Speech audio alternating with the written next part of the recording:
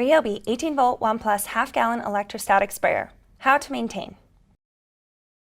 Always make sure you wear the proper PPE. Read and follow warnings and instructions in the operator's manual. Cleaning your sprayer.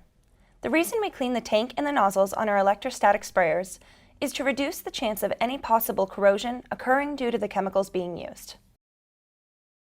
First, make sure to drain any chemical left in the tank. Then, fill the tank with water. A small amount of household detergent may also be added. Next, spray the water until the tank is empty to ensure all internal parts are cleaned. Feel free to repeat the process until you are fully confident the chemical has been cleared from the system. The reason we clean the nozzles is because over time, the nozzles become clogged due to the chemicals being used. First, rotate the nozzle selector to the Remove Nozzle position and lift out of the tool. Then you can place the entire nozzle selector into warm soapy water to soak for about 5 minutes. Agitating the selector in the water will help loosen some of the clogs, and you can do this by shaking it while submerged. After soaking, blow compressed air through the front of the nozzles to remove any internal clogs that may still be present.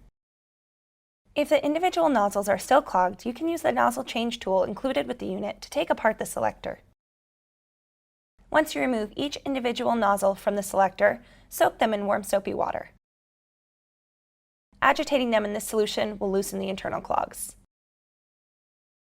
Next, you can blow compressed air through them to fully remove any remaining clogs.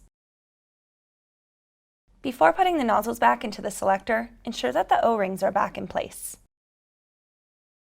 When putting the nozzles back in place, remember to correlate the part number on each nozzle to the nozzle selector label. Lastly, an important tip to remember, the labels on the nozzle selector match up with the nozzles opposite the label.